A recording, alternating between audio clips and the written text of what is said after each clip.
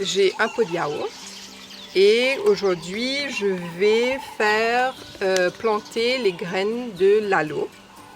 Donc ce que je commence par faire moi toujours, c'est écrire ce que c'est, donc l'aloe, et combien de graines je vais mettre. Donc je vais sûrement mettre 2 et la date. Donc aujourd'hui on est le 29. Une fois que j'ai fait ça, mon pot de yaourt, c'est un pot de yaourt normal, il faut lui ajouter un petit trou en dessous pour que l'eau puisse s'échapper.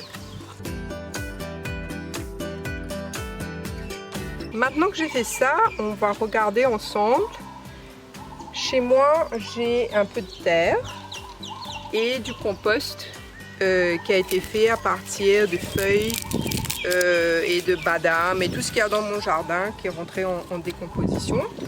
Donc ce qu'on fait, c'est que quand on mélange donc cette terre au compost ici, j'essaye d'enlever quand même les plus grosses choses avant de mettre dans le pot. Donc là je vous montre un exemple avec le compost de chez moi.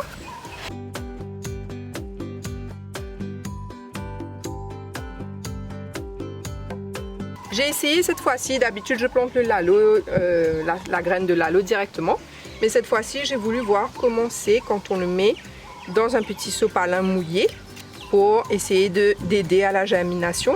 Et donc vous avez là 2 petites graines de lalo.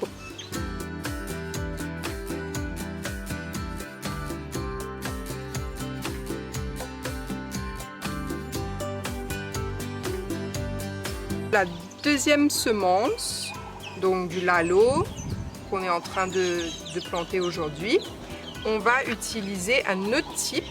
Ça c'était le compost à la maison, celui-là c'est du topsoil que vous pouvez acheter dans les magasins.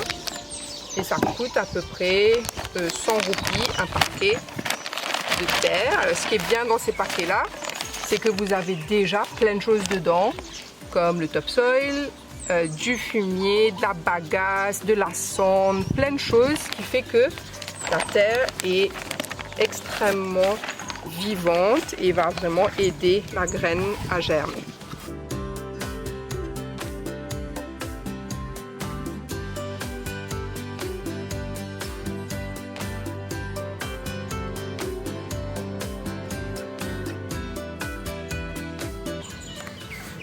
Donc ça dépend un peu de vous, si vous voulez acheter dans le commerce ou si vous voulez faire le compost chez vous.